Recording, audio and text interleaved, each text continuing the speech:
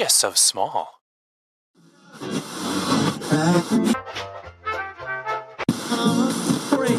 Where it just jettisoned. Hey there, this is the Small Stuff Podcast. My name is Kyle Roebuck. This is the intro. Let's start the show.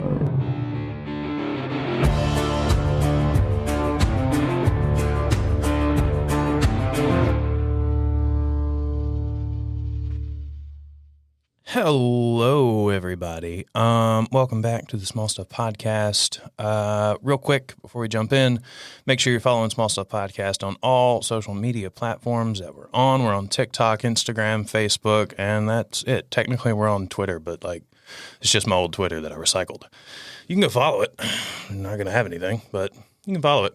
Yeah, that's it. We're going to jump in. Today, we've got Harry Frank. How are you? I'm doing good. Glad to be here. Yeah.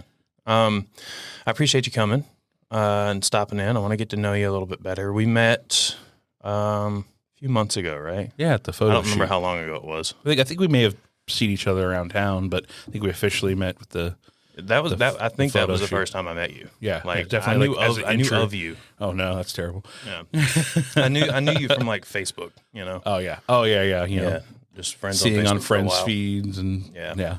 But yeah, I don't think I'd been in Blue Ox until then. Like that time, you run. Tell everybody what you do. Oh yeah. So I think the thing I do the most that people know me for is Blue Ox Games, which is basically a game store, comic store all around Geekery here in Greenville. We do a little bit of everything geeky and awesome. So board games, trading card games, Magic the Gathering, Yu-Gi-Oh, Pokemon, comic books, manga, adorable squishables, all that sort of stuff. Things for the geeks in your life.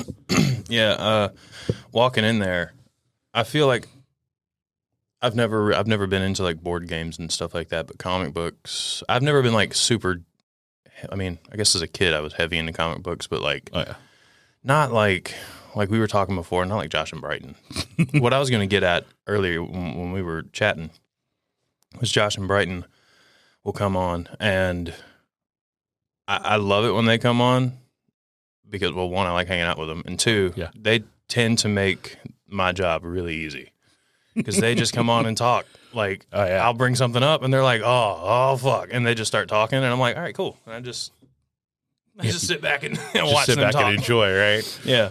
But something I wanted to mention a while ago, Josh and Brighton both really liked Eternals when they first watched it because they really liked the comics. Yeah.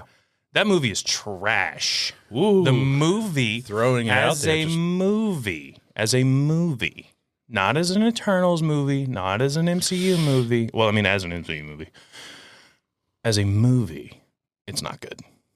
The dialogue, I don't feel like I know, like, these characters, they're like, hey, man, these characters, they've known each other for thousands of years. And that's all they tell you that and just expect you to believe it. And they don't try to sell it. Yeah, I think there's certain things that don't work great, that don't work as well fundamentally as a movie as they would as a series, right? Yes. Because I think, but it's hard to get these kind of budget of people together for a series, right? I feel like they should have gone with some not Angelina Jolie caliber people. Yeah, I mean, the top end of that cast is fire, right? Yeah. But I get it. Like, I've always made the argument, and dang if they didn't prove me wrong with this most recent run of Spider-Man movies, but I've always made the argument that Spider-Man should be a series, not movies, because it's so hard to, in 2.5 hours, completely buy into this character, because, you're supposed to love Peter as much as you love Spider-Man, right? Right. You want to identify, you want to be a part. That's why I love The Flash as a TV show, is because you care about Barry as much as you care about, probably more than you care about The Flash. Right. Right. Some of these superheroes, it's not true, right? Honestly, that's the big beef, the big thing people talk about with Batman, right? Batman's not the secret identity. The secret identity is Bruce Wayne. He is Batman. Bruce Wayne's his his face that he puts on, right? He is Batman. Mm-hmm. Peter's Peter, right? Right. If Peter couldn't, if Peter, everything happened and the world was perfectly safe and everything was happy, Peter would just happily ride off in the sunset, right? He's like Superman. Clark would perfectly happy to be Clark. Mm-hmm. Superman can go away. He'd be gloriously happy, right? If he felt like he could. If he felt like he could. Right. Peter's the same way. So you got to love Peter. And I think it's harder to do that with a character in a movie that's 2.5 hours, and there's a lot of spectacle of him flying around a suit shooting webs, right? And you're referring to the fact that every Spider-Man movie up until the Tom Holland series of movies. I think you cared more about Spider-Man than Peter to an extent, right? In about 30 minutes, they're like, all right, so this is Peter, this is Peter, this is Peter, this is Peter. He got bit by a spider, feel bad for him. Oh, he's okay, he's a superhero now, cool. Yeah, you have to buy into his life kind of sucks because of blah. I think that's the miracle of Tom Holland, right? He carries all of that. You could just look at him and kind of feel that he's a high school kid. You look like a dork. Yeah, and he is, and it's great, and but it's like sort of the Andrew Garfield thing, right? Like I like those movies, but like my problem with Andrew Garfield is I was just like, Spider-Man's a cool skater kid. Like, right. It was my problem where it was like, he just feels cool, man. Like he doesn't feel down in his luck Spider-Man. He feels like Miles is the cool Spider-Man, not Peter, right? Like Miles is a cool kid. Like you'd hang out with him, you'd be like, man, fresh kicks. Like he's a cool. Like you're like, yeah, I want to hang out with that kid.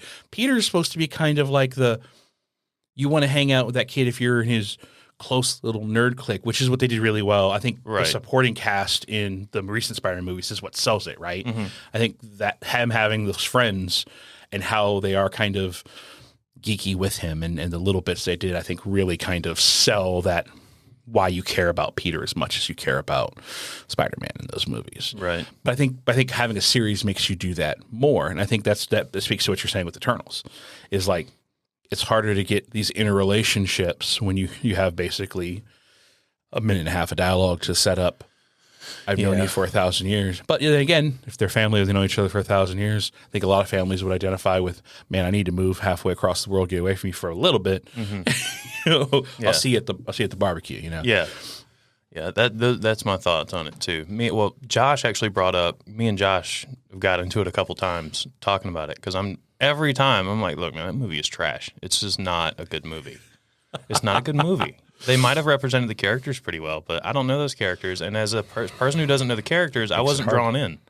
Correct. That's the point of a movie. I think that, well, I mean, there are arguments to be made. Unless it's just fan service. Correct. Which is okay, right? Right. Like, fan service gets a bad rep. Like, unpopular opinion for a lot of people, Endgame, in and of itself, if you just watched Endgame, it's not a perfect movie. It's not the best movie either. Right? I know that. But it's one of the greatest season finales. Right. Right? And so you have to understand when you're looking at that movie what you're taking it as. Mm-hmm. I think if you look at the most recent Spider-Man movie as the finish of a season of like all of the Spider-Man movies, I think it does a great job of that. But I think it also does a great job I think it's a better standalone movie than Endgame is a standalone movie. I think Endgame's probably still a better movie in like the scheme because of everything that's tied into it. Because I think it's so hard to separate a movie from the MCU. Right.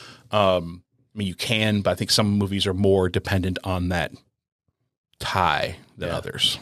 My thoughts coming out of Spider-Man after the first time I watched it, the latest one. Mm-hmm. Best Spider-Man movie ever. Yeah. If you haven't seen it at this point, man, sorry. But hey, there's people like I didn't see it until recently. Best Spider-Man movie ever made is what my initial opinion was. Yeah. And then I went back and saw it 2 or 3 more times. I don't remember. Yeah. And after watching it a few more times, I was like, okay, it's not the best Spider-Man movie ever made. I'm still going to say Spider-Man 2 is the best Spider-Man movie ever made. But it's really good, and it's probably the best example I've ever seen of fan service working perfectly. Like, they juggled that shit perfectly. By the way, other than maybe Cobra Kai. Oh well, I don't know. Oh, I haven't seen it. Oh man, yeah, I wasn't into Karate Kid. Yeah, I don't. Yeah, that's fair. I mean, different eras. Like we're in different age groups. Yeah, I'm 27. Because a little baby up here Yeah. running things. How old are you? I'm 44. Okay. Yeah. Well, you don't seem 44. Yeah, so not old AF, but, you Yeah. know, just the old part. Yeah. I don't know what I mean by you don't seem 44, but You seem pretty immature for a 44-year-old. Yeah. No, I feel you. no, I think it's just because like everybody who is like in their 40s now, to me that's becoming like, oh, that's not old.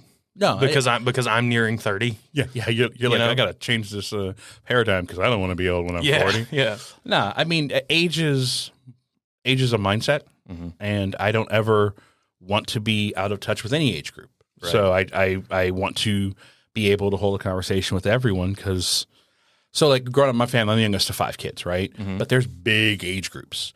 You know, like we were talking earlier, like my parents were born in 39, Yeah. you know, but they had me when they were late 30s, like 39, 38, 39 when they had me. So my closest sibling's 8 years older than me. So it's like 8 years older than me, 10 years older than me, 13 years older than me, 15 years older than me, right? So there's a big gap. So I grew up, everyone was older than me, Wow. you know? And so I have no problem talking to people older than me, but also then I understand what it's like to be the younger person talking to people older than you. Yeah. So I think you just approach people where they are, right? And you come up and you're like, oh, okay, well, what are you going to? Oh, I have never heard of that. What is that? You know, like be at you know the brewery, be over at Pitt Street talking to someone, blah, and they're like, oh, hey, I watched this thing. I was like, I've never heard of that. Cool. And I take a note and I'm like, hey, I'll just take a look at it, see if that's cool. You know, have you heard of this? And we'll have a conversation about something. You know, maybe they walk away and watch something they've never seen before. Maybe I walk away. Whatever, you know, every opportunity you have when you talk to a person, you leave with something. You could take it with you. Right. And then add it to you and see if it's something that fits. Yeah. And is that something that you feel like you already had due to growing up like you did with the older siblings, or is that something that is it something you already had and maybe developed more with the store? Because I would imagine you're encountering a lot of people because I mean, comic books is all I have a reference for. Board games, I also know go back really far. But like as far as the kind of board games you have, well, what kind of board games do you have? You have like normal quote unquote board. You know what I mean? The stuff everybody knows about. Trouble, like these, Monopoly. Yeah. Oh God. So we're gonna get bougie for a second. Okay. So what we would carry is what people would call. Oh, it sounds so terrible. I hate this terminology. Euro style board games. All right. Sounds so bougie. Really, the modern board game. And it's probably some people like modern board game better. The thing I like, I think the big differentiation for modern board games to games like Monopoly, all the things we played, which by the way, I played the hell out of growing up. You know, 5 kids. My dad was an enlisted Army man. We didn't have a ton of money, so we did a lot of yard sale shopping. We got a lot of old board games that we played, and that's what we did as family time. We played board games. We played cards. Military time, cards was your cell phone that you took in the field. Basically, everyone knew how to play cards if you were in the Army and you were in the field. That's what you did. And so grew up playing a lot of cards. That's what we did. But the big difference between modern board games and one of the key differences, I think, is elimination, right? You think of every game you mentioned, Monopoly, Risk, all of these games that we kind of grew up with, these sort of basic games, they all involve knocking someone out.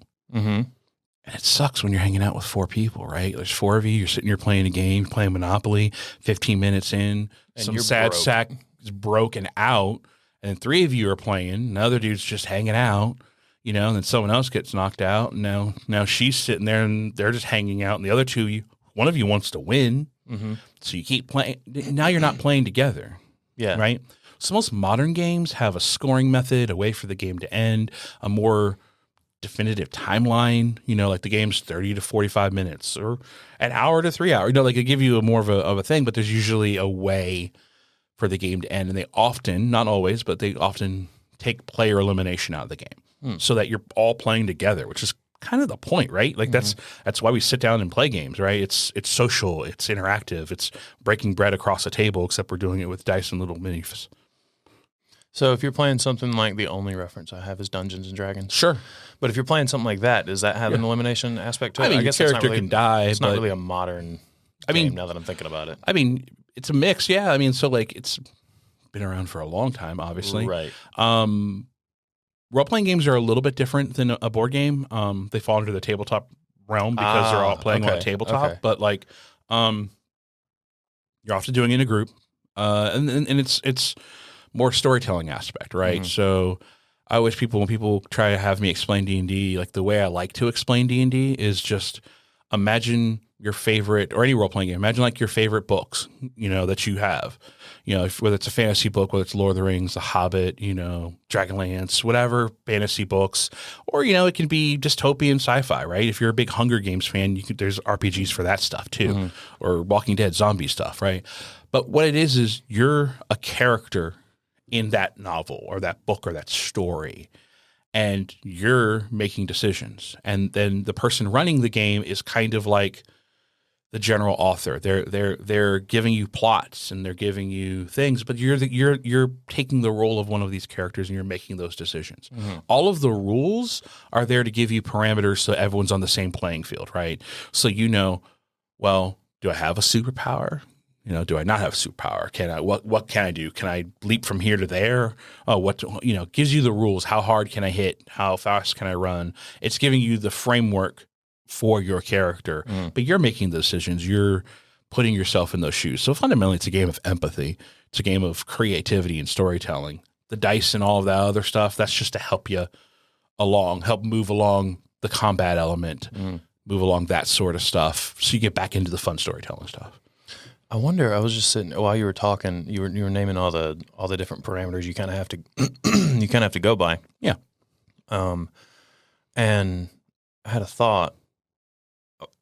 Dude, I guess video games probably evolved on their own, but I wonder if at some point games like Dungeons and Dragons and other RPGs like that require you to follow these certain rules. I wonder if they influenced massively video games that we have now, Massively. Not just RPG video games. No, but kind of all of them. Like that storytelling aspect. Absolutely. I mean, you could say board games, yes. And I mean, not board games, but like RPG games, even if influence non-RPG games, because once you got, like even before, actually, I was going to say once you got to where you had consoles that you had more power, you could have more cinematics and things like that. But, even before, like you got to these games where there always was a little bit of a story.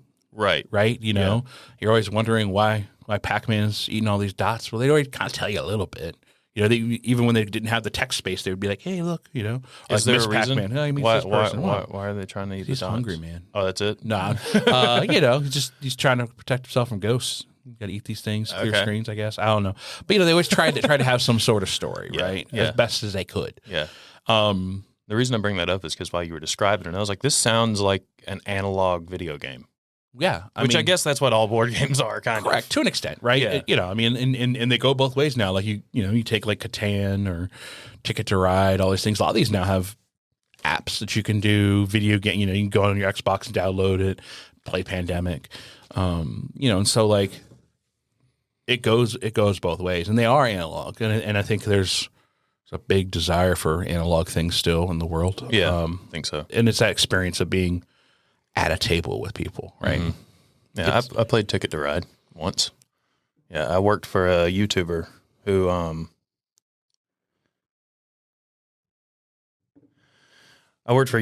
Sorry about that. And, Ticket to Ride sponsored a video or whatever. Oh, nice. We didn't ad for it, so we had to play it. Yeah. And I got footage of us playing.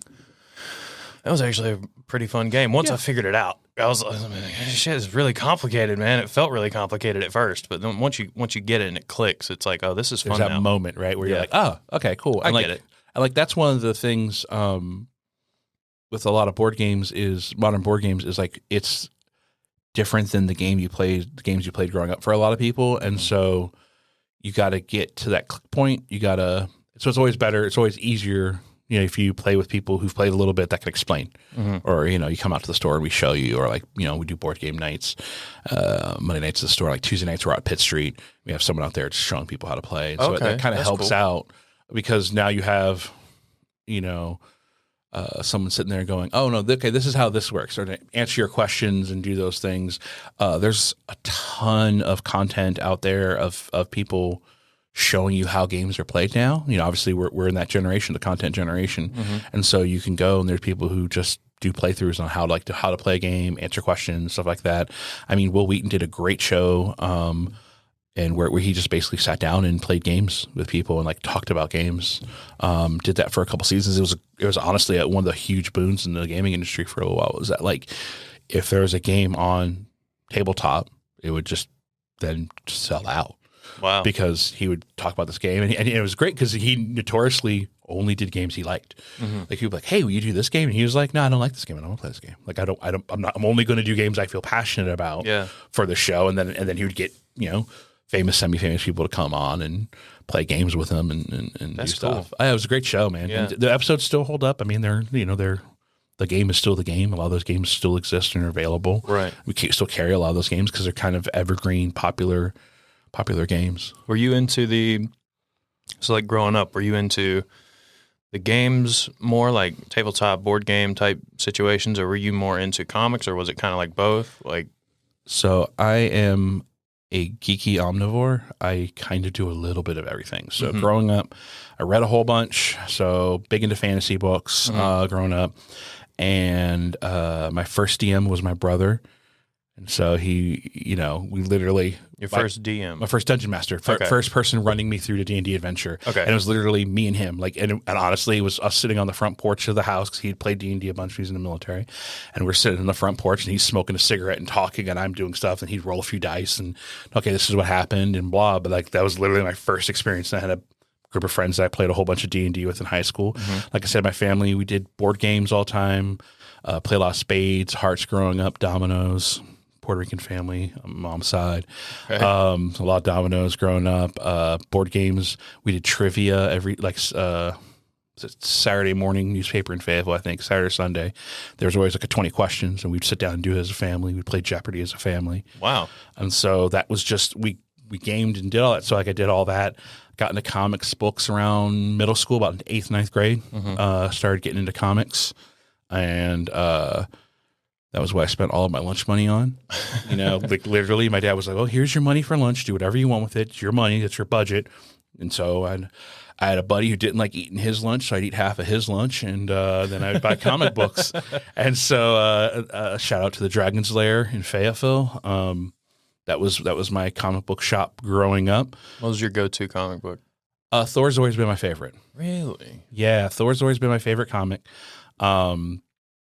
Big Spider-Man fan. I always liked Spider-Man too. X-Men I enjoy, but really Thor's always kind of been my favorite. Thor, kind of Avengers, that sort of stuff. And growing up, honestly, people poop on all of the Thor movies until Thor Ragnarok, and I have some fundamental problems with Thor Ragnarok that maybe we can get into another time. We can get into it today. I don't care. It's just there's some of the humor that's just too far, a bit too much. Too far, and I feel that it feels like a comedy. The movie feels like a comedy with some action, and there's some. I think there need to be a middle ground between some of the first two movies and how they depict Thor. Because I don't mind some of the fish out of water stuff because he's a god and he's on Earth and he's used to being a god and doing those things. Last time he was on Earth, he's Boston Vikings around and getting drunk with mead, right? So it's a little different. But I like sort of the growth of the character. I like what they're doing, but there's a hair too much humor in it for me. But again, people poop on the first two Thor movies, and I'm the guy growing up who just assumed I would never see Thor in a movie, right? Yeah. I thought the closest I got to Thor in a movie. Have you ever seen Adventures in Babysitting, the first one? No. Okay, so I'm old, so it's a movie. But there's a movie and there's a moment in there where the little girl in that movie is like a big Thor fan. She's got carries a little hammer and she's got a little Thor helmet on, and they go to a parking garage, and one of the guys is a big guy in there, and he picks up a hammer, and she's just like, and it's actually the actor who ends up in the MCU now playing Kingpin. It's him, young. Oh, okay. Yeah, Vincent D'Onofrio. Yes, thank you. And so I thought that was the closest I would get to Thor. That and the terrible Hulk Thor made-for-TV episode. Yeah. I thought literally that was the best I was going to get, man. I thought I might see him in a cartoon somewhere and it'd be okay, but I sure didn't think I'd ever see it on the screen. When they announced it, I was like, huh? And then you got Thor. Yeah, right? You got the guy. Oh, yeah. There's no one else who could have played Thor in my head. Now definitely not, right? And the funny thing is, You know who else? You know who's supposed to play? Tom. Yeah, Tom. like, yeah, I was about they to say both that. kind of That interviewed for the different things. That and, would have like, been so weird. Like Well, he's just. I he's think just he would so have small. Well, I think he would have bulked up. I don't think. Yeah, but he's still a small person. Like he's tall. tall. He's tall, but he's his like frame's not quite. he's built like a green bean. Yeah, it's like, not. You know? It's not Chris Hemsworth's frame. I mean, Yeah. who has Chris Hemsworth frame? Yeah. Other than Chris Hemsworth, Right. His and a brother. few other people. His brother. Yeah. Even his brother's a little skinnier than him. Liam. Yeah. They've got Yeah. this. They've got that same like Big Aussie guy. quarterback kind Yeah. of build. Yeah. Yeah. Yeah. Point Break. Yeah. But yeah, man. So I hold a special place for those Thor movies, as bad as some people think they are. I didn't know anybody didn't like the first one. There's a lot of people who don't. The first one. People hate Dark World though. Yeah, I know. Everyone puts it as the worst MCU movie. I think I've seen that once. Like when I was going through and watching all of them leading up to Endgame, I was taking Crystal through them because she hadn't seen all of them. Yeah. So we just spent 2 weeks watching all of them, renting what I had to rent, Yeah. and watching what was on whatever streaming service at the time because Disney Plus wasn't a thing yet. Yeah.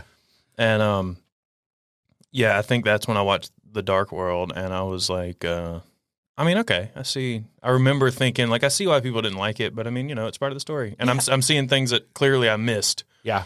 Like I didn't see all the MCU movies up to that point. Like I didn't see Ant-Man and the Wasp until we were watching all that stuff leading up to Endgame. Was that one? I think so. Yeah. I think that was that one. Yeah. Second one. Yeah. Yeah. Anyway, why Thor? I don't know. Do you know? Like, I think I just honestly, it's a different era. I picked it up at gas stations when you had spinner racks at gas stations, and you know, I was just like, and just the cover looked awesome, and I was like, oh, cool. And I don't know, there's something that speaks to me about it, right? You know, I've said this before at various points on a Facebook feed. You know, just a sort of self-evaluation. You know, that kind of like biofeedback loop we need to do sometimes. It's like, okay, am I worthy? Like, what do I need to do to make sure that I'm being the person that can pick up the hammer kind of concept, right? And I like, and I like that. So I like that idea of, you know, without the hammer, he's still God, Right. But he's not Thor. He's not Thor, right? And like there, you know, there's a point in the comic book where he's not worthy. He doesn't go by Thor anymore because that's, well, it's his name. It's also he just goes by Odin's son. He doesn't really like, because to him Thor is more than just a name. It's name. It's a title. It's who you are. Right. It's a part of being worthy in that aspect, and they've played with that in the comics. There's some things that they do that I don't love about it. But you know, in general, I think that's been this through current of this thing that, you know, they created in the 60s, you know, where just some dude walks into a cave and finds a hammer basically, or finds a stick and turns to a hammer. And is that what happens? Yeah. So what? Donald Blake basically is a doctor, and he's out on vacation. Some aliens come. They're the rock people.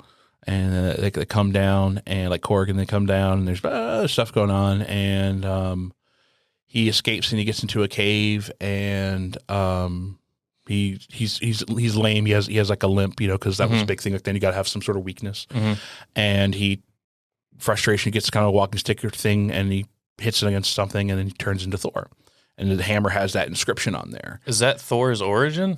That's Thor's origin in the comic books, yeah. And so he fight, and so when he starts, he's Thor. He doesn't have the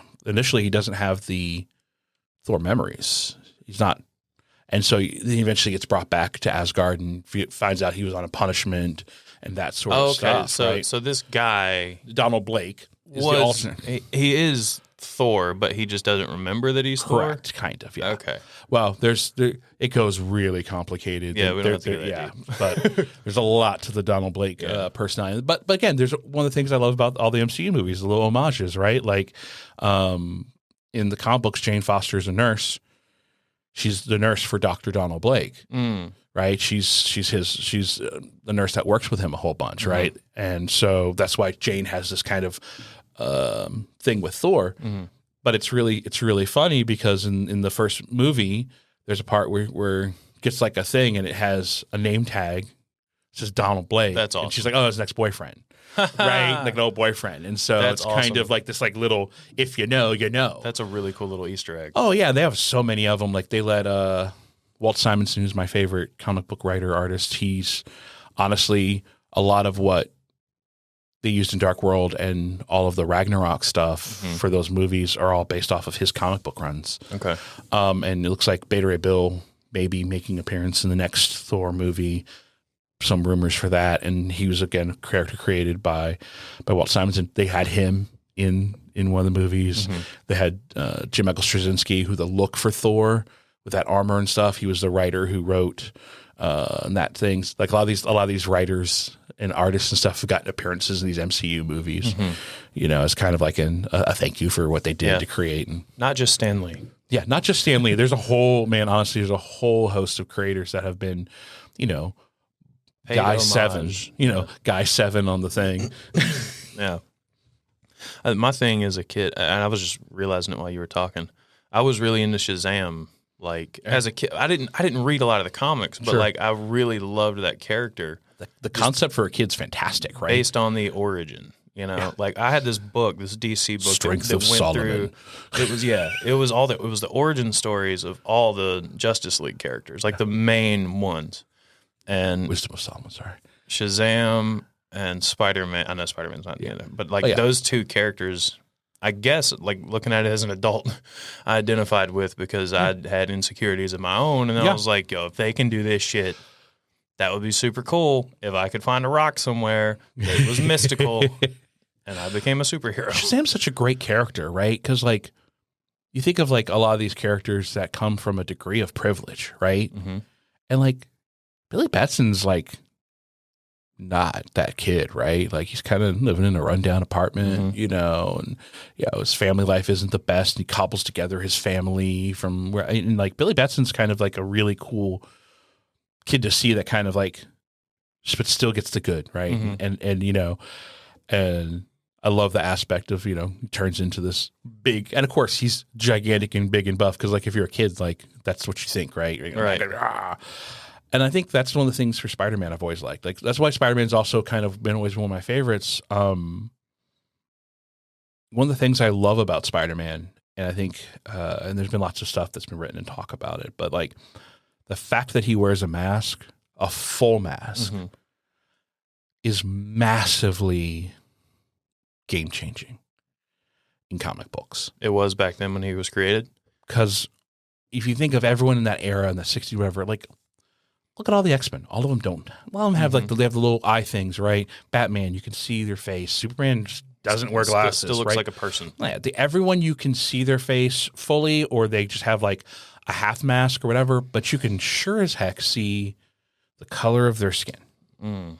And so for a lot of people of color, Spider-Man, you could be Spider-Man, right? Right. You know, there's that aspect of, you know, me growing up biracial, you know, Spider-Man could be, you know, a half Puerto Rican kid, and heck, we end up getting one, right? Here we are. do, right? And that's why I love Miles, right? Yeah. But, you know, and, you know, if you're black, you can go and think, Spider-Man, I could be Spider-Man, and no one would know, right? And there's even a famous little thing in one of the Spider-Man comics where Spider-Man's on trial, and he jokes that J. Jonah Jameson, you know, hates him because he's black. And J. Jonah's like, whoa, I didn't know. And he's just like, I'm just kidding. You know, like he's just like, I'm just messing with you.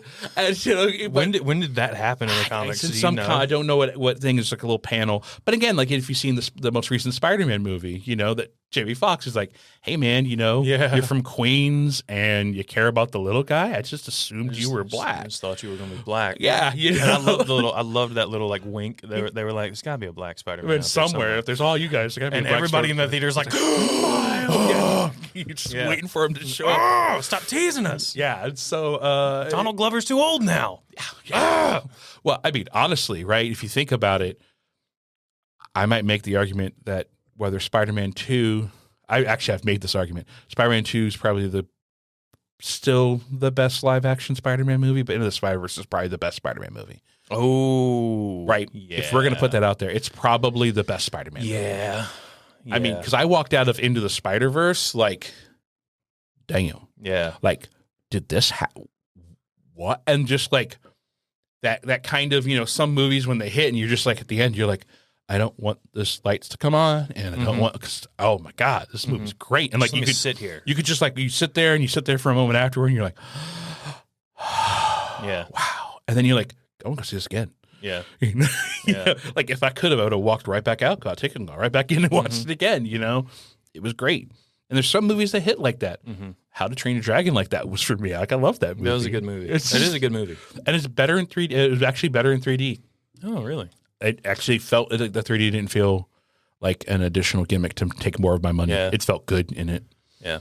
Do you think now that Sony has brought they have like official, like this is the most partnered up Yeah, absolutely. we've really ever seen Sony and Marvel. Like obviously they lent Tom Holland out. They rented the dude out. Yep. But them bringing in Andrew Garfield and all these other characters that are like big Sony, like these are ours, Yeah. These are our characters. Them bringing them in, do you think that that's a way for them to bring Miles Morales in from, and like maybe we get are we getting into the Spider-Verse too? Yeah, 2 and 3 actually. So they've officially announced that they're going to do 2 more. They're doing them all at once. They're going to do one and then they're going to release one and then release the other one like a year later. What if he pops into another reality that's like live action? We get a glimpse of who's going to be playing him, and he's like, "Oh shit, this is the wrong place." Whoops! Yeah. And like turns back around, goes through whatever wormhole he came through. No, I mean, I think And it'd be we're just, great. oh. I think one of the, again, stems from the mask could be anyone concept. I think that's why those movies have been so massively popular, right? It's like you can see you in it. And I think the addition of Spider-Gwen to this is like been really a thing. Is like you have Spider-Gwen, you have Silk, you have all these different Spider-Verse-y kind of people. And so that honestly, even in the main universe, are kind of different cultures, different ethnicities. And so like it's really cool to see that aspect of Spider-Man. I think that's why. And honestly, Spider-Man's got troubles, right? He's trying to pay rent, man. Yeah. Like he's just, imagine if you're Spider-Man. Like imagine your job is to take pictures of you so that a dude can talk shit about you. Yeah. All day, every day. Yeah. Like that's got to break it down a little bit, right? Yeah. But it keeps him humble, keeps him on the streets, keeps him grinding. He's got to just like, man, well, maybe one day I'll make Jonah like me. Yeah. He's Spider-Man, based on his history, he's definitely got daddy issues. And Jonah, he's that's the daddy he's trying to get approval from. He's trying to get some approval from him, Yeah, man. And if he ends up having some sort of closure and love and happiness between him and Jonah will die because that's just shit that happens to Spider-Man. Yeah, wasn't there a point in the? No, there wasn't. I was about to say, wasn't there a point in this newest movie where Jonah like was sympathetic for a second, but he wasn't really. No. But like there's been moments, Oh, Spider-Man 2. Yeah, Spider-Man 2. He's like I drove him away. I guess he's whatever, and he's like we needed him, and I didn't think, and then he comes in and steals the suit back. Steals the suit back. Yeah. Well, that's like kind of the moment where like Green Goblin comes, right? They talk about characters in a moment of stress, right? And he sits there and he's like, "Who's the guy taking the photos of Spider-Man? Who's the guy taking all the photos of Spider-Man?" And he's like, "This stuff comes in the mail." It just stuff comes. Yeah, he refuses to throw his guy under the bus, right? J. Jonah Jameson's a good guy. You heard it here. I wouldn't go that far. He's a guy. He's decent. He's a guy with he's kind of got a moral compass. As Griffin says all the time, good guy is just the bare minimum. Right? He probably just didn't want to give Peter up so that he didn't lose money. He's like, no. I need. If I give that name up, someone else is going to pay this kid more than me. Yeah. Totally selfish, J. Jonah Jameson. Right. Yeah. Do you hear the? I don't know if it's a rumor or if it's confirmed, but Dakota Johnson. I believe that's the same. The only thing I know her from is what the hell's that movie? The one, it was a book that was super popular. Kick-Ass? No, the dang it. Fault in Our Stars? No, it's the Dakota Johnson's the girl who played in the sexy movie. Like, oh no, I'm thinking of a different person. I'm thinking of the girl from Kick-Ass that was Hit Girl. That's Dakota Fanning, I believe. So many Dakotas. Yeah. Dakota Johnson. Oh, from 50 Shades of Grey. That's the one. Yeah. It was great. Yeah. So she's supposed to be playing Madam Web. Yes, I did hear that. Yeah. I wonder how they're going to incorporate Madam Web into all this, because this shit is getting convoluted. Well, this is great. Like, again, so that is the fun part about the MCU being like this and all of this getting big, right? Is because now everyone gets a taste of what people who have been geeking out about this for years have been doing, which is like, oh my God, and this ties to this and blah. And then you get the people who do the exact same things that we do in comics, right? We're like, well, how exactly does that work with this? Because I can't actually continuity is not perfect, right? Right. Continuity's never been perfect almost anywhere in anything ever in your life. But it's kind of fun, right? To go, hey, well, how did this work and blah. And then they try and explain it or fix it or do things. All right. And then it's kind of cool, right? And then I think that's part of the reason why continuity is part of the reason why we're pushing this multiverse stuff. I was like, well, maybe it was just a little off because of the timeline didn't slip. And then, they're covering their own ass. Yeah, absolutely. Yeah. I've got a theory that all this, like all the series that Marvel's doing, DC's got to get in. I mean, they kind of are into it with the Flash and stuff, but not in the same.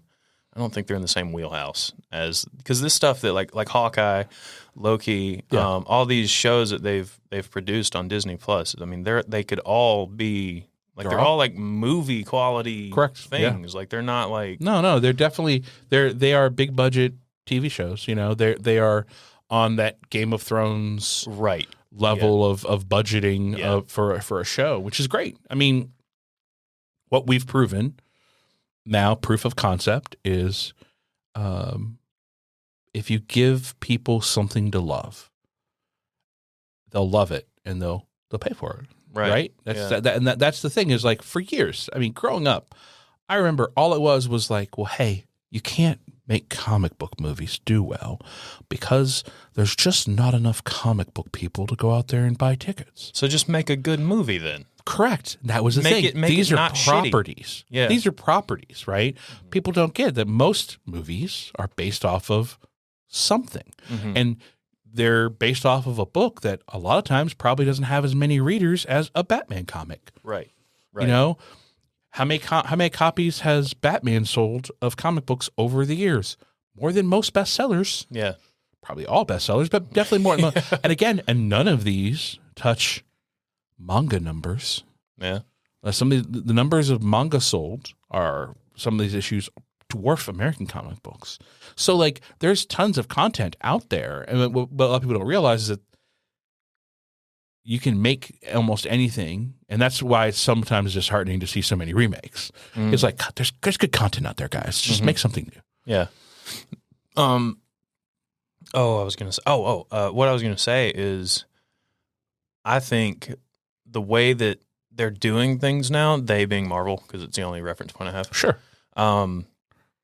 I think these movies and these shows that they're producing, I don't know if they're doing this on purpose, but this is a new generation's comic books. To an extent, I think. How many people that are younger than me do you think are still going out and buying comic books as much as people who did in, like, say, the 90s, the 80s, the 70s? 90s is a weird boom. 90s was there's this weird comic book boom in the 90s. Probably because of the cartoons. Partially. I think, honestly, what it came to is, I think I think generationally is why we have a boom in certain things now, right? Is you got to have, in order to have the boom of it, something after a certain amount of time, it's just age, right? It's age and money. So if you're 7, you have access to limited funds, right? So what you get that you love and your thing is like, oh, I want my Pokemon cards, or I want my comic books, or whatever. Yeah, like me, I'm spending my lunch money. I can only get X number of comics. If I had a full-time job at 13, and maybe I would have had some more money for comics, but labor laws. So I didn't do that. So, but now when you get to be older and you have money and you have some stability and stuff, then you go, man, I remember that. And then you go and you buy a bunch. So what happened is, and this is my layman's thing, I think, concept-wise, is that in the 90s, you had the sports card boom, and where suddenly these cards were worth, and these comic books started being worth money from the 60s, 50s, 60s, all these things, because kids in that era just had them, If you had a comic book, you read it 500 times until the pages fell off. And when you went off to college, your mom cleared out your bedroom and threw away all your old comic books. So then having comics that existed from the era became harder. And then you start being worth more when someone was like, man, you know what I really want? I really want that first appearance of Avengers. I think that's really cool to have that again. And they go and buy it, and they find what copy's hard, and it's hundreds of dollars or thousands of dollars, now lots of thousands of dollars. Yeah. But then, it's the thing. And so suddenly all these old things are worth something. And then everyone was like, oh my God, comic books are worth something. I need to collect them. So granted, they read some of them, but then you get the whole image boom and the 90s comic book booms, and then the variant covers because they find ways to get all of them and that sort of thing. And then a huge swath of people bought a whole bunch of comic books thinking they were going to retire on them in 30 years. And so you get that investment mentality that slips into a passion, and then it kind of adjusts the numbers, which makes it not worth, most of that 90s stuff isn't worth a whole bunch because guess what? Supply and demand. It's overprinted. And now people know it could be worth something, so they protect it, which means less get destroyed or thrown out of the attics and stuff. And so now there's more of it, right? Right. It's why I tell people, like when people are like, I want to get into pops for investment, or I want to get into, I'm like, invest in the stock market. Nobody opens pops. Right. I know lots of people who do. I know lots of people who do. I opened this Conan one, and that was the only one I've opened. But here's the thing, right? The ones you bought because you like them. Right. I didn't buy them because... And that's what I tell people is like, don't invest in passions a lot, right? Yeah. You can, but I don't love it because I think then it mixes your feelings with it. I tell them, buy whatever pops you like. Buy whatever comics you like. And then if at some point down the road, a pop you have is like worth $800, then you can make the decision, do I love this pop more than $800? You could, right? It could have been the pop that, your best friend gave to you the first night you hung out or something, right? And you're like, cool, that's awesome. I don't want to ever get rid of that. It's worth more than whatever. Or it could just be like, yo, I thought this pop looked cool and I bought it, and so I'm going to turn this $12 into $800. Great. Yeah. For anybody who doesn't know what we're talking about when we say pops, we're talking about these right here. Brighton, do a little pop in on. I didn't mean that, but this is a little Duke Silver pop, Funko Pop. Duke Silver from Parks and Rec. Hopefully this will be worth thousands upon thousands of dollars one day, when Parks and Rec is no longer running and no one knows who the fuck Duke Silver is. Oh, God, I hope that day never happens. Show's too good. I mean, I guess at some point it will become dated, but man, I hope not. I love that show. I watched that first before I watched The Office, and so I couldn't get into The Office because I was like, they're like the same thing. So I'm going to lose. Ooh, man. Wow, you may have lost some people right there. I know they're not the same thing. Oh, yeah. That's what I was thinking. So like, they're the people who are Office people are diehard Office people. Yeah. And granted, I watched Parks and Rec before I watched The Office, but I also think it depends a little bit on your life experience. So for me, The Office is real hard to watch because I have done management for so long, owning my store. I worked at ECU for almost 15 years, training and hiring students, and worked in the music library. So that was what I did. I was an access services manager. So, I'd hire students, I trained students. And so just watching him do things from an HR perspective just hurt my soul. Like he's just saying things. I'm like, what? Why would you? No, just, oh my God. And I'm like, yeah, I think that was the point. I know, but like there's only so much cringe you can take before you're just curled up fetally and like going, no, don't say that to people. And you hate it because like, he's not a terrible person, but he just doesn't get it. He doesn't get it. But then at what point when you don't get it almost so willfully, are you being purposefully ignorant? Like, what are you doing? Right. Yeah. And so it's hard to watch The Office. I can understand. I can get parts of it. The Office for me is fantastic in clips. It's fantastic in clips because I don't know. Yeah, it's hard for me to watch whole episodes because I'm just like, ooh, no. Like it's just like I can't ever imagine wanting to say something like that. I get that aspect of the watching and going, ooh, the cringe, but it's hard. It's hard. I can't. And so I'm losing people because I'm like, it's not my huge favorite thing. Parks and Rec is a lot more playful. It is. It's a lot more playful. But again, I'm also separated because I've never worked in Parks and Rec. Yeah.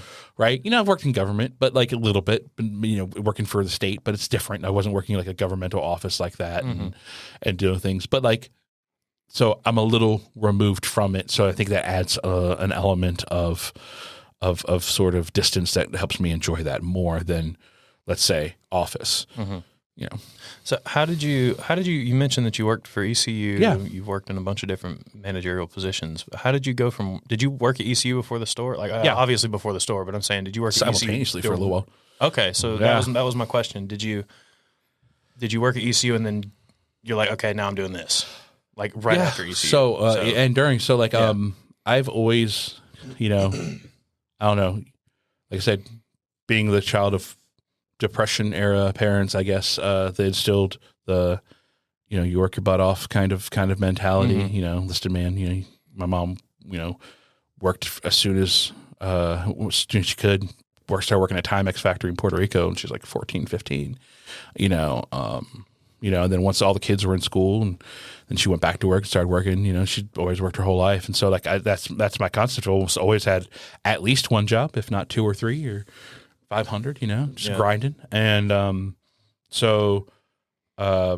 I worked at ECU, I worked in a couple different game stores here in town. I worked at Mind Games for a while. And then I worked at Game Shack for a little bit. And then when that store closed down, I bought inventory and opened Blue Ox. But I opened Blue Ox, I was still actually working for the state, you know. So I would get up and go to work at 7:30 in the morning and take a half-hour lunch, and then get off at 4 and go work the store from 4 to 10, and do that Monday through Friday, and then work Saturday and Sunday.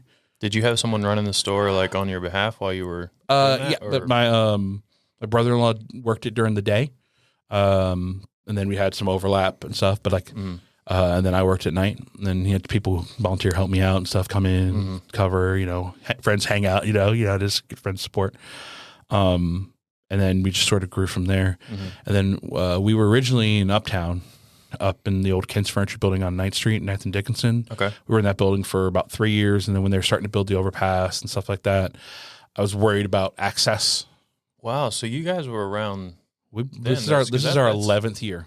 I was going to say, that's like 10 years ago. Yeah. Last year was our 10th anniversary, which fell perfectly in the year of the ox on the Chinese calendar. So it was perfect, man. It worked out well. Could not have planned that.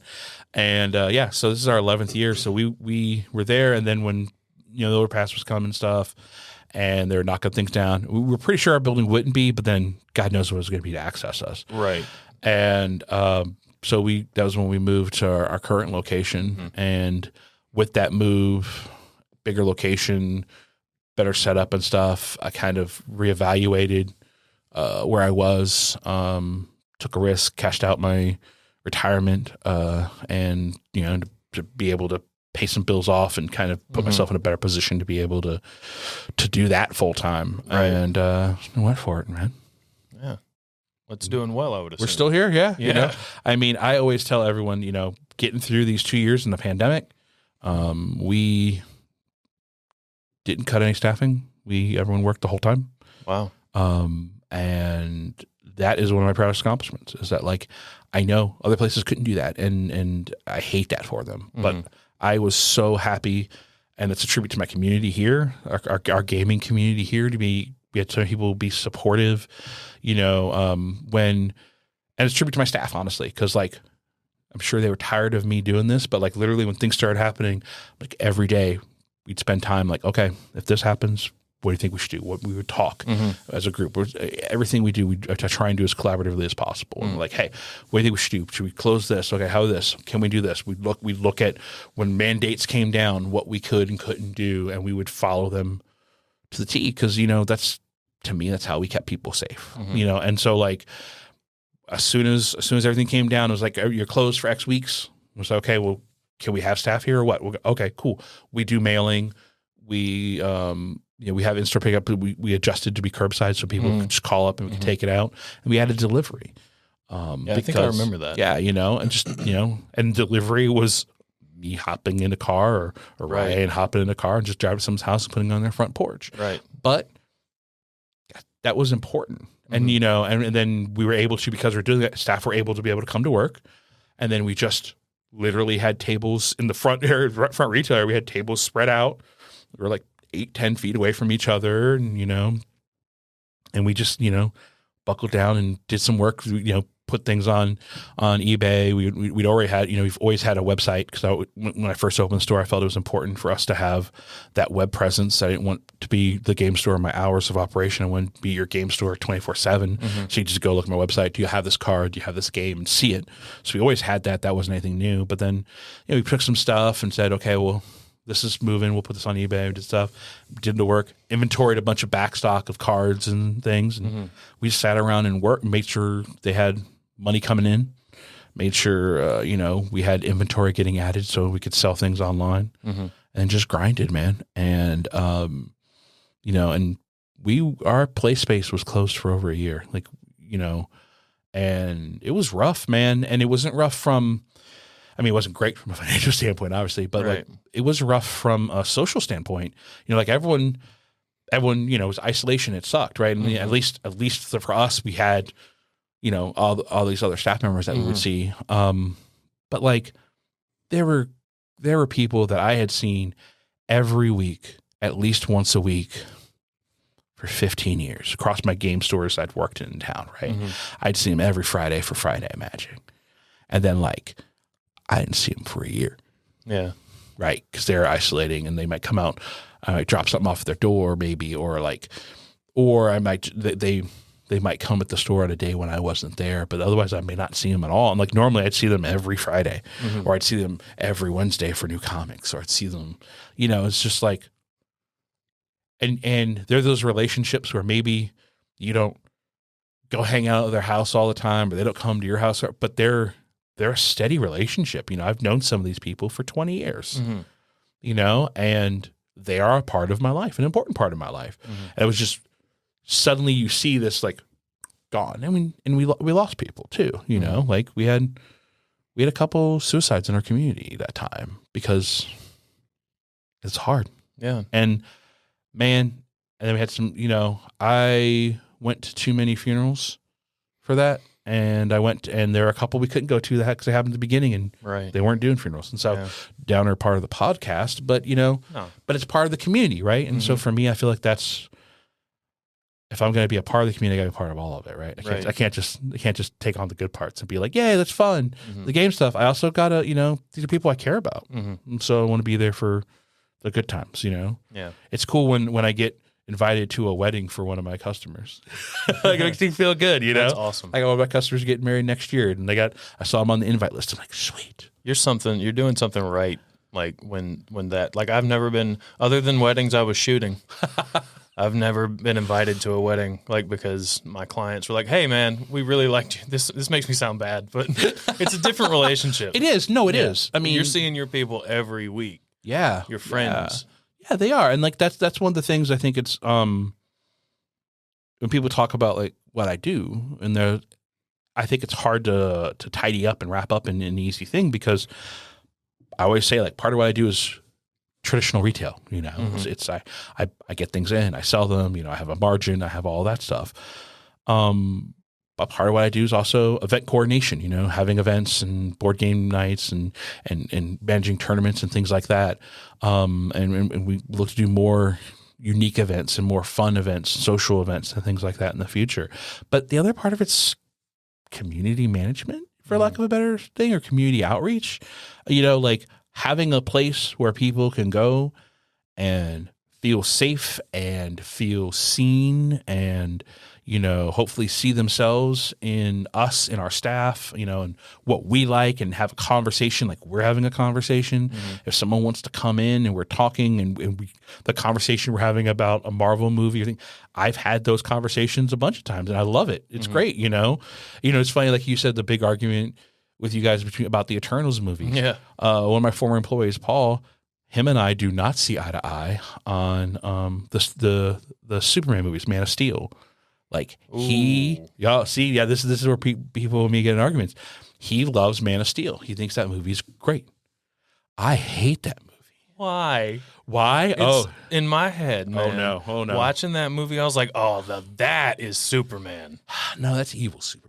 Okay, so here, he's not evil. Listen, and here's the thing. He killed a guy that was about to kill a family. No, I love Henry Cavill. No, see, here's... He also destroyed a city, but a couple of them. So here's where we're going to go off of my Man of Steel, and then Paul's going to just blow up. Luckily, he's done doing it on social media, so he won't blow up your feed with hatred for me.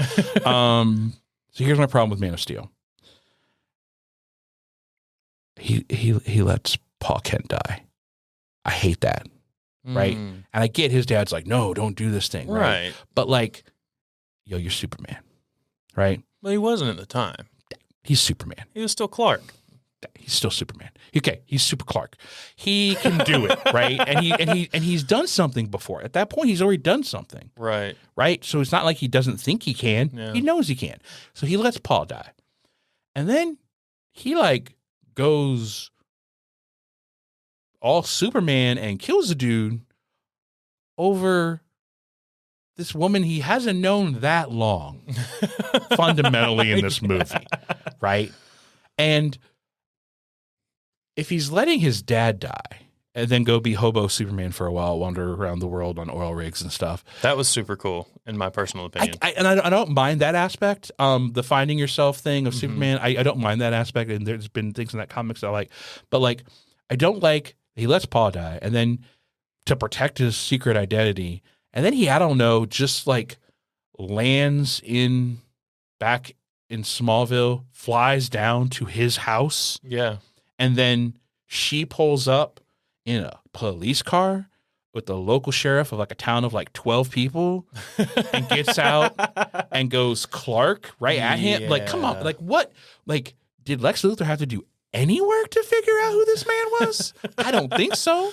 Yeah. So like, so I have some logistical problems with it. And and Superman killing, I can understand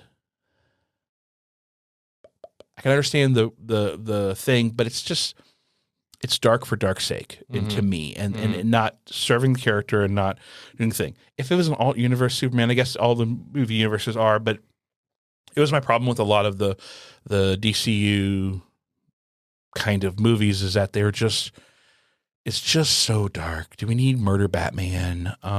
Yes. I think we need Murder Batman. He's so angry. It doesn't make any sense that he doesn't kill. And just so that whole, it's like it's a fundamental pillar of a character, right? Mm-hmm. It's why it'd be like having successful, easy life Spider-Man.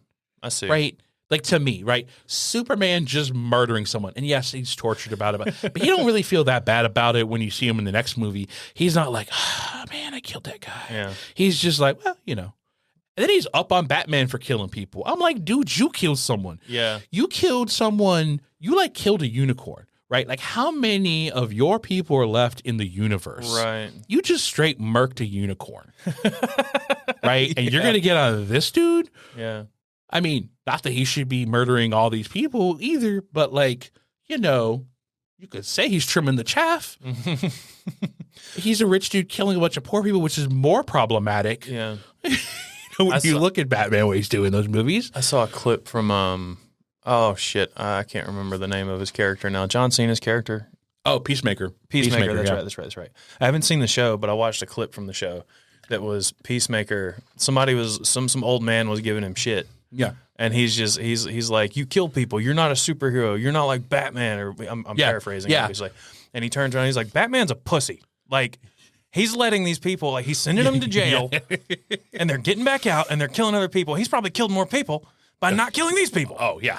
No, yeah. The fundamental argument. I mean, and I'm like, you got a point. Yeah, that's it's the straight Punisher argument, right? But like that's the other. Was it Black Twitter had the whole joking on Batman? It's like, how much of a superhero can you be when you're getting beat by a guy in a purple suit and wingtips? Like that's your nemesis. Yeah. And a short dude with an umbrella. Like these are the people that are your nemesis? Right. Like Superman's nemesis is like Darkseid. Mm-hmm. Off-world giant guys. Green Lantern's fighting a evil version of him, out in space. Wingtips. Guy in a wingtips. I think that's your problem. I think the reason that they work so well as his villains is because he doesn't kill. Correct, right? And like listen, the first encounter with Joker, like after he'd done whatever, didn't he kill Joker? In the first encounter? So many. Oh, in the movie? No. Oh no, maybe I'm just thinking about like in the comics and like old I mean, it's probably still Detective Comics. Batman like locks somebody in a safe and throws them in the ocean or some shit. Oh, I mean, back in the day. Well, I mean, it's like, yeah, that guy's dead. All the way in the very, very, very beginning, Batman used a gun. Oh, back in the day, like now they use it that he's an expert marksman, but he doesn't use it, kind of thing. Like, it's kind of a waste. But like in the very, very beginning, there's parts where Batman used a gun, and then they kind of were like, but like, I mean, I'm sure part of it was Comics Authority Code, you know, the hero using a gun, but I'm sure part of it was like, this dude, like as a kid, watched someone gun down his parents. Do you think that he's maybe not pro this for himself? Yeah. When he has non-lethal means, because again, it also is weird to be like, he's a gun and the whole do not kill thing. I think that, again, all this stuff evolves, right? Like, it's like watching the first season of a show and then watch like season get the thing, and then you go back and watch the first season, and you're like, oh, right. Yeah, this first season's kind of trash. First season of Parks and Rec, I know people go, I just get the first season all the time. I love it. I still love the first season. But like Ron's wearing suits. It's slow.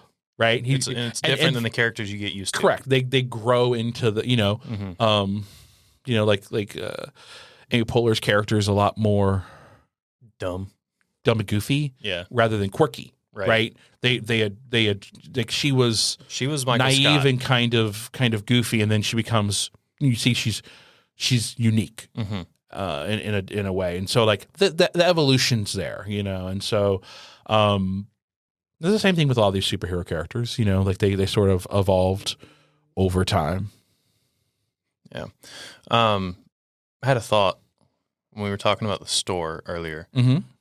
Are you ever, the original thought was, when you started this thing, were you surprised that, and there's, the basis to this question is, sorry, I'm kind of dancing all around it. Sure, yeah. I'm trying to figure out, I didn't have my thoughts together before I started. Hop on the dance floor, let's do it. We'll be down. So, sports, or like, what's another hobby? Sports, what's another hobby? Shoes. I mean, like these things that not everybody's into, racing, cars, not everybody's into these things, but when you hear someone's into it, you're like, okay, that makes sense. Like, it's just like, all right. And I feel like, and just being a person who is kind of removed from it and outside of it, the tabletop board game, the comic books, all this memorabilia stuff, all this fan, nerdy, geeky stuff. Yeah. It flies kind of under the radar of sports, and these things are huge in society, like they're very, very big. And in my head, if not now, but like a few years ago, if I heard that a comic book store or something like that was opening, I'd be like, huh, okay, well, let's see how this goes. Like, I'm curious. And so, saying all that, were you surprised, even though you worked in a few different game stores and comic book shops and stuff like that, were you surprised that, oh shit, this is working? No. And are you ever surprised? So I don't ever think I'm gonna, be the next Amazon or anything regard, but surprised that we're here and that we're still doing this. No. And that's not challenging. That's not a slight or anything. Oh, it's just everyone's done that, right? Like, you walk through the mall and you're like, how is this kiosk paying mall rent on lotion? That's a very good analogy. Right. Yeah. You're just like, how the fuck are you still here, man? And who's buying Arby's? Like, who's going to eat at Arby's? It's me. It's me too. They're 3-pepper sauce guys. If you haven't had it, you're sleeping on it. Oh. It's 3-pepper sauce. Great. Okay. But anyway, aside that guy talking about food, sorry. But yeah, no. If you, I mean, honestly, when I opened up and I go to the Small Business Center, shout out to Jim Enser and Small Business Center, because they're a great resource if you want to start a business or you have a business and just get help. But I remember sitting down and having a conversation, and Jim's very straightforward. And Jim goes, so you're doing this, and you sell these cards, magic cards and blah, blah. He goes, so like, how many of these do you have to sell to pay rent? And I could tell what he's asking is, can you sell enough of these to pay rent? Who's going to be coming to your store, man? And I'm like, and I go, here's our numbers, and here's this, and honestly, and he's doing this because like we opened up 2010. You think back, that's right at the height of the global recession. Mm-hmm. I'm opening a business that wants people's extra money during the height of a pandemic, a recession, right? But again, I see these parallels. So when I get to the pandemic, I see the parallels though, because what I believe is that when things are hard and like that, people pull back to hit the mic first. People pull back to Hispanic talk with my hands. They pull back to the things that give them comfort and the things that they find joy in and the things that help them get through the rough days, right? And for a lot of people, that's their hobbies. Right. And, I've always said, you as a family, you can go out and you go see a movie and you got 4 tickets, so your family of 4, you got your 4 tickets and you got your popcorn and you got your drink and you probably ate, before you went, got pizza or something, whatever. And, that's a lot of dollars, right? It's $120 at least. Right. Let's say it's $120, right? Let's say if you buy a $60 to $70 board game, right? Okay. And, board games can run anywhere from $20 to $150 for some of the big fancy box games with miniatures and stuff, right? Let's say you buy just a $60 board game. And then you get pizza and snacks and everything. And then let's say that's also $120. Okay. And you each did this on a Monday. Great. Now the next Monday, if you want to go see a movie again, it's the same $120. Here, it's just cost of pizza and drinks, right? So let's say if that's $60 every week. Now it's $120, $60, $60, $60 versus $120, $120, $120, $120. So economically, as a family, it makes more sense to do that. And here's the thing. You're not all facing a screen and not talking for 2.5 hours. You're interacting. You're facing each other and having conversations and having time together. Those are the moments I remember growing up. I remember playing games as a family. I remember playing Risk one time. Just once. No, I remember lots of times, but this time particularly. I remember this. Well, this is really my biggest memory of Risk. Playing Risk, all of us, 4 or 5 of us were playing Risk, and it's down to me and my sister Martha. She's the one closest to me in age. And it's like 2 a.m, and it's just the 2 of us. We've had to take additional colors because we've built up troops, and we're just like trying, we're dancing around when we're going to attack, and we're exhausted. But neither one of us trusts the other one not to mess with the armies while we're asleep. So we literally pull out a piece of notebook paper and write down Australia 32. Just to write down what all pieces are everywhere on the map and tuck it under the board so that we can rebuild the game and play it, which we never do. Right. But 20 years later, after my mom dies and we're clearing out the house and we pull out the Risk board, tucked underneath it is still that sheet of paper. Dude. Right? Did you finish it? No, God, no. Right then and there. No, right then and there. No. I just hit her with the board game and said I win. No, but really, it's like those are the moments that you can get those moments from sitting around and playing a game together. Yeah. And so that's why I think. That's why opening up during a global recession, I felt good. And that's why in the middle of a pandemic, I'm watching people buy miniatures to build because they're building things at home when they're painting, just like people are building puzzles. People are coming in buying board games. People are coming in buying comics because they're like, well, I'm going to lay low and I'm not going to go out. I'm not going to do anything. Well, I sure as hell want to read a bunch of comics. My buddy Skylar, he Bearded Barbell, Skylar Willard. Yeah. Skylar, pandemic starts. He's like, hey man, I want to support. I want to help out. Grab me 8 trades to read. Just whatever you want. Recommend what you think I should read. So I grabbed him 8 volumes of various things. Here, try this. I think you'll like this. based on what you read, blah, blah, blah, and hand it to him. He bought. What's trade? Trade paperback is like a collection of comic books that gives you a storyline. Okay. So like, let's say, Infinity Gauntlet, the first Infinity Gauntlet. It was a 6-issue comic book miniseries, and then they bind it together as a trade paperback. I had a couple collects of those. all those. Yeah. Some people firms graphic novels sort of the same. The Ultimate Spider-Man Venom storyline. I was so disappointed. My dad bought it for me on eBay because I was like, "This is what I want." Yeah, and I thought it was all the comics, and then I got it, and I was like, "Oh." There's like a certain part of it. Yeah. No. Right. Yeah. But it's so trades are a great way to kind of like pick up just storylines. If you're like not like I want to get a comic every month kind of person, do it. You can just pick them up and read and stuff like that. And so they're great. Yeah. And so that's why I have never been concerned that there isn't a market for it. Mm-hmm.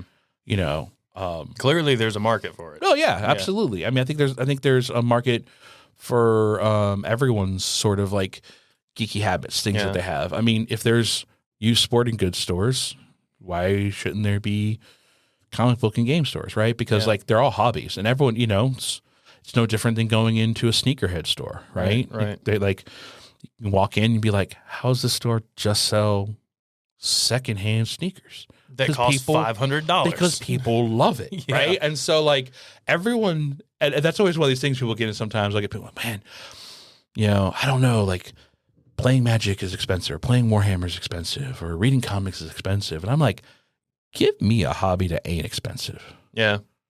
Like, That's I don't fair. think there is one, because anything that's really a hobby that you do all the time, it's expensive. Yeah. It has a cost. I mean, it doesn't always have to, that cost doesn't always have to be ridiculously high, and you can manage it within your budget, and all these things you can manage within a budget. It's just a matter of, you know, people want more. Like, you know, who doesn't want more, right? Yeah. Like you have a bunch of equipment here, right? You could always buy more, I tend to. right? You could, could always, you know, we talk, you know, you buy good, and you don't have to buy very often, but buy as good as you can get, and then you don't have to upgrade very often. Mm-hmm. But you know, I if you're anything like me, I mean, sometimes you scroll and go, "Oh, that high definition camera would be really cool." And do I need a pan and scan? I don't, but maybe. Yeah. You know, you just kinda, you know, oh, maybe I get this portable rig and I can. Yeah, I get it. Yeah. It's good. Like, I think that's, but you know, you just manage your budget and live within it. Yeah. I dig the attitude you've got behind it. That's awesome. That's really awesome. Picking your brain about why you do it. Oh, because I love it. I mean, like, I think, again, part of it is I grew up in it, right? Yeah. I grew up in a family that gamed and did these sort of things. And then I grew up doing, it's like a lot of my, most of my best friends in the world I met through gaming in some aspect, you know. Mm-hmm. You know, it's, you know, I got to college at ECU, random roommate, Mm-hmm. hang out, talk to him. Turns out he plays D&D. Sick. Yeah. So he's just Jackpot. like, yeah. And he's like, oh, you know, you want to come play? And I was like, oh yeah, I mean, I'd love to play with your group, blah, blah. And it takes a little while till we can kind of get in there. And turns out, you know, he's the lovable goofball dwarf of the group. And so when he's like, yeah, my roommate plays D&D. It sounds like he's really good. You know, he's played a whole bunch, knows a bunch of stuff. They're like, yeah, whatever, Eddie. And so what ends up happening is a couple people can't make a session. And he's like, well, here you can come. So I come, and then I play, and they're like, oh, okay, this guy's cool. And then next thing you know, like, a bunch of friends I've made from that, you know, one of them, like two of them I lived with at various points in my life. I was the best man in one of their weddings. Other one, I married the other one as officiant in one of his weddings, you know, godparent in one of his kids. Like, these are the bonds we form, you know? Right. So we may have touched on this, but I don't recall if we did or not. When you made the jump from ECU to opening the store, what made you just go, you know what? Fuck it. Like, So I'm just going to do it. So basically, it was kind of my retirement plan. Mm-hmm. I was like, well, I'll work for the state for 20 years or so, 20, 25 years, have a retirement, retire, whether I can take it then or not, I'll have it, and then I'll open up a game store, right? And then I was working at Game Shack at the time, and the owner, Kelly, decided he didn't want to do that anymore, and it was like, hey, if you want, I'll tell you all this stuff. And I was like, oh man. And so my wife at the time, we sat down and we talked about it, because I was like, this is obviously, that wasn't the plan now. Yeah. But this is a good opportunity. And I think, you know, at that point I was the third game store in town. I was the second game store in town. No, I was the third. I was the third at that time. Would have been the third. Mm-hmm. I had to do a lot of evaluation. You know, what am I going to do different? What's going to be? But I'd also worked in game stores for years at that point, and so I seen the ins and outs. You know, I think there's a lot to be said. Be working in industry before you think you can do an industry, I think is important sometimes. Right. And so I just did a lot of soul searching and talked to my wife at the time about, hey, you know, what can we afford and what can we do? And honestly, a lot of luck and a lot of privilege came with that. Like my mom, unfortunately at that time, she was starting to have dementia and she couldn't drive her car anymore. And so she had a car that we needed to figure out what to do. And I needed a newer car. It was a Honda Pilot. So, not the cheapest car. And so I was able to finance it from her, to pay it off and then take on those payments and stuff. And I was able to get a little bit extra on that loan. And I fully recognize that I had to have a parent that could afford an SUV that I was able to afford to finance it, to get that extra money to be able to afford to open up a business. You were put in a good spot. I was in a good spot. I was very lucky. And so I was able to take that money and invest it into a store, and man, by the skin of our teeth, make it work.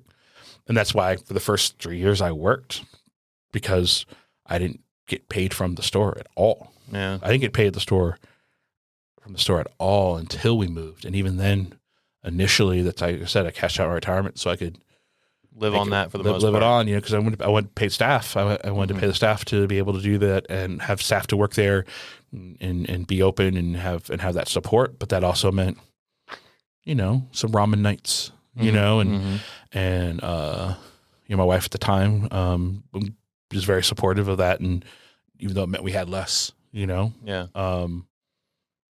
So it's and being a small business owner is rough, man. It's you know how it is. It's you know where you hope money's coming from, but sometimes it doesn't always come in the same way. Doesn't always come in the same timely fashion.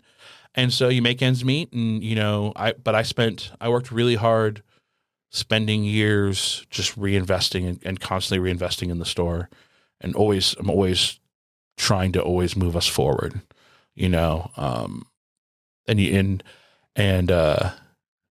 I recommend this to you as something, because that's something that's always kept me from beating myself up too much. And I've had lots of very good support. My girlfriend was very supportive, like, hey, about me not beating myself up for not being wherever else I would like to be further along in things.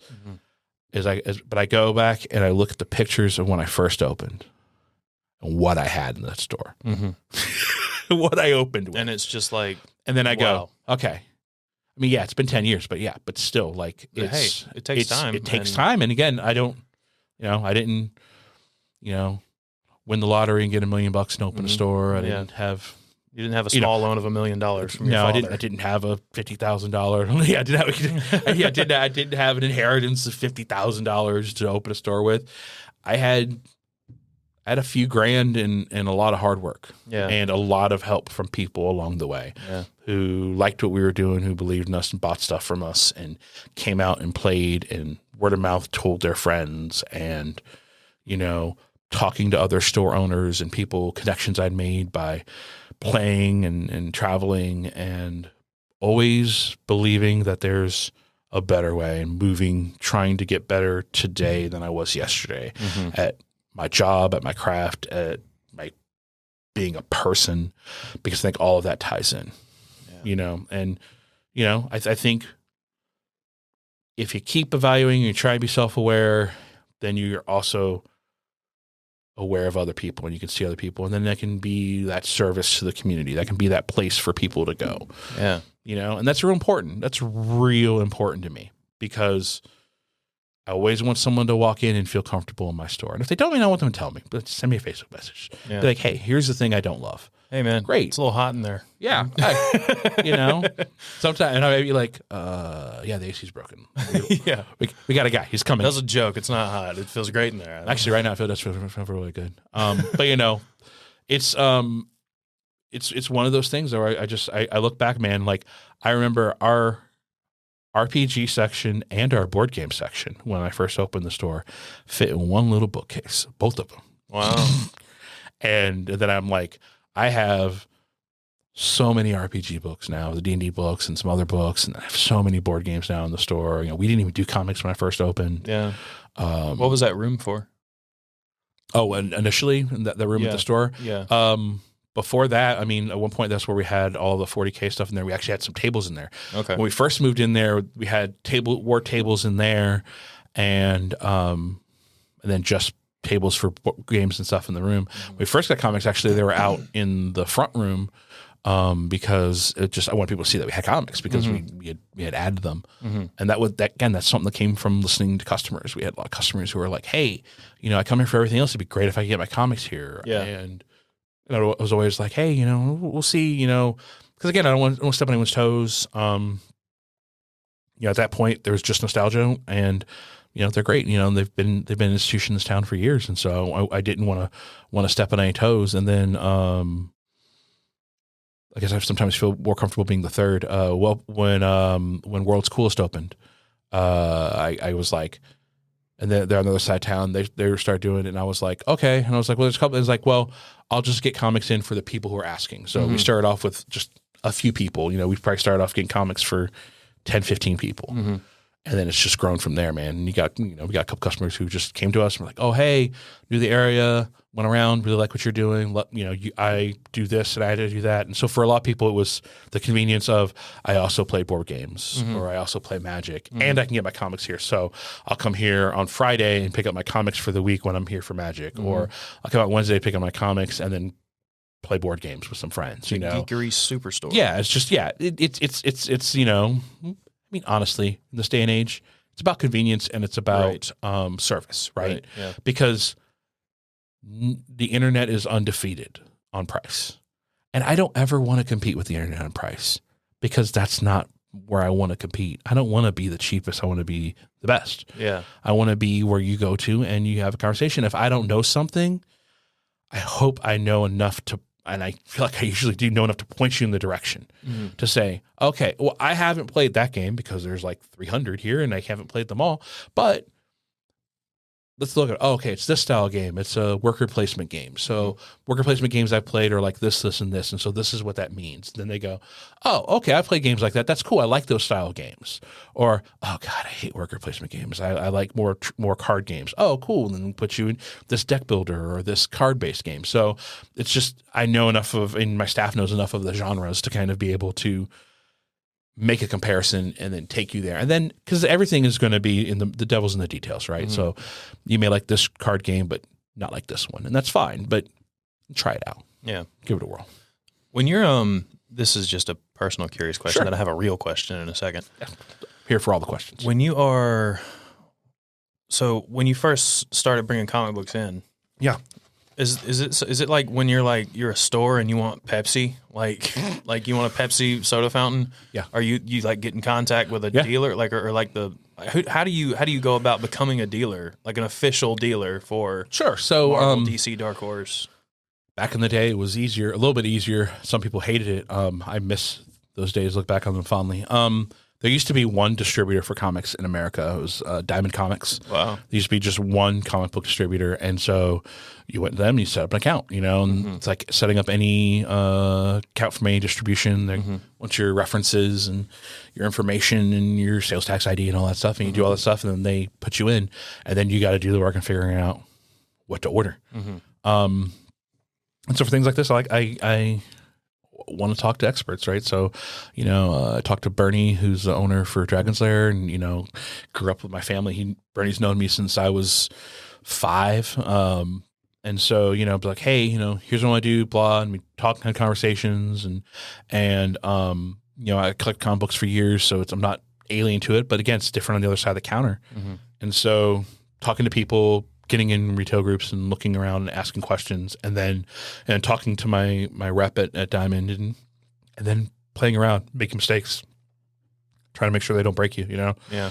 Go, okay, well, I think this is going to be a thing. We're going to order this many. And then when you have 2/3 of it left and you're like, that was a mistake. I shouldn't have ordered so many of those comics. And comic books are it's like ordering fruit, man. They're perishable to an extent. Yeah.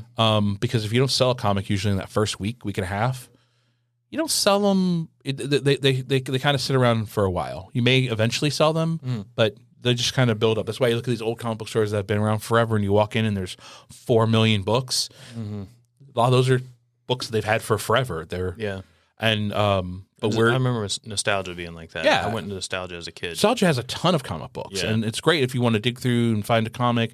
You have a shot finding some things there, and that's what I love, going to old comic book shops and digging through boxes and looking for things I'm missing or seeing. You might find a gem. Yeah, absolutely. And so But we have a limited amount of space and we do a lot of things. Yeah. And so I would call us more of a readership store. So like we do pull lists for people to get their comics in weekly so that they can read their stuff. We carry trades, so you can get stories to read. We do carry back issues. It's more primarily from where since we've been a store. But we do buy collections and things like that, and we get comics in, and I like to put as much as I can. I like to buy comics more in bulk and put them in dollar bins because I think it's a great way for people to discover comics. Dollar a comic, easy peasy. They're unsorted. You get to dig through and find. And for if you're a parent, like my kid wants to get into comics, I don't know what I'd rather you not buy the newest thing that's $4 a comic, $4 a comic, $5 a comic, a new issue. Here, dig through these boxes, have the kid just pull 10 comics that look cool from the cover, and then read them and go, I like this character. I like Nightwing.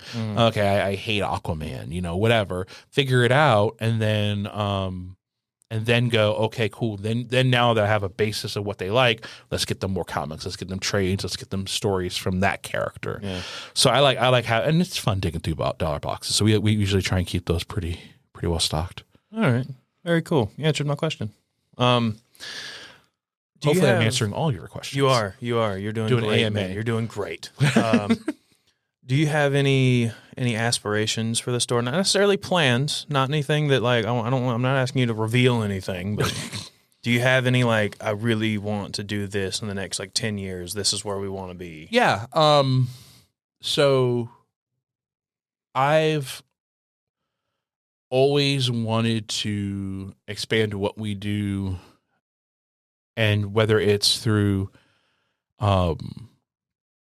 additional businesses that are partnered, or whether it's through just literally expanding what we do. But I always said my 10-year plan was to add a restaurant aspect to the store. Oh, that's cool. But obviously we're at year 11. It's not quite there. Yeah. Food's expensive, and I really like our location, and so I would have to kind of do a lot of changes, and we would need more space. We would need more space, so I would either have to move, which I really like my location. I've looked at adding food truck aspect to it. I was about to say you could partner with a food truck. Correct. But that's in my vision. I've always wanted to do something a little different. For lack of a better, the more direct comparison, what I would like to do is like a Cracker Barrel but cooler.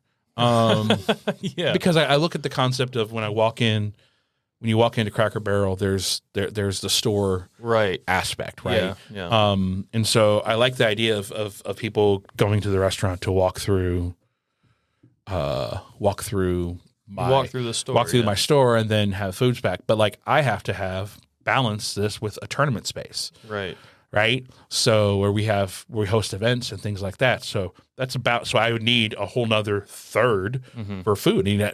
Restaurants are based on number of tops and turns. And so that's a different genre. And also I've worked some in food. I could tell. But I haven't worked in food. And so if I was going to do that, I would have to turn to some people in the area and there's a lot of great restaurant people in this area that know their stuff and are on it. And so that's something I would try and find some help with and do a thing. But I think and I would want it, honestly, I'm all about being slavish to brand and staying on theme and on topic. I don't want to just open a place where I'm just serving food, and because I could throw a fryer and an oven in a fryer and a flat top and do cheese fries and pizza and blah, but that's not what I want to do. Yeah, if I'm going to do it, I want it to be. I would want all of my food. I would want a portion of the menu at least to be things that you can eat and play with, right? Because wings aren't board game food. Yeah. Right? Small, tiny, boneless bites, maybe. But then you have to be careful with your saucing, right? Because you don't want to get all this stuff on your comic books. You don't want to get your stuff on your games, right? Yeah. So you gotta work a menu around that. That's in my something that I respect. would have never thought about. Right? Oh, I think about all this stuff. Yeah. If anyone needs business ideas, I'm available for consulting for 1,000 ideas that I have that I can't actually do because I love this store so much and I want to do that. But yeah, so like, how you do that, I would want seating tied to and themed around games. My servers would be, for lack of a better description, board game sommeliers, right? So it's like, hey, what do you can this? Okay, we have 4 of you. Here's some games I would recommend. Super cool concept. Right? Wow, and so that's what I want is I want that experience. And and there's places in the world that do this. There's board game cafes and things. Yeah. But like I would want this to be something where if you sit down at a 2-top, that 2-top's built in, has a chess table built into it, and there's two-player board games at that table. If you sit at a 4-top, there's some 4-player things there that are available, And so I want it to be an experience, but you have to balance this with the restaurant concept of turns, right?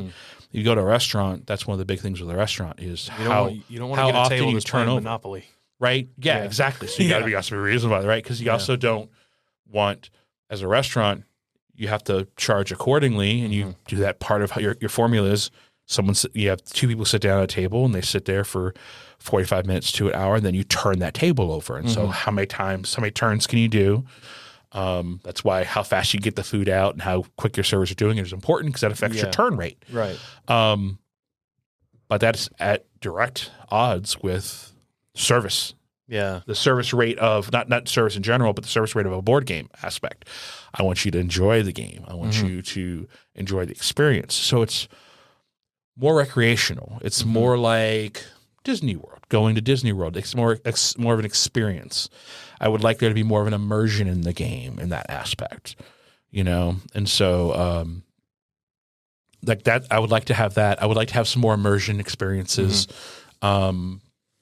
Kind of experiential things. Like I would love to have a D&D room that's built out to feel like you're in a dungeon room, kind of like in an old tavern with stone and wood kind of wall things. And so when you're in there playing, you get kind of in that mood when you get in there. Sounds like you need to build your own building. I mean, I would love to. And again, we're you do these things and you're grinding, and I don't have. Yeah, I know. So man, God, if I could build a building, I tell you, man, I have the dreams of what I would do if I ever won the lottery. Oh yeah, same.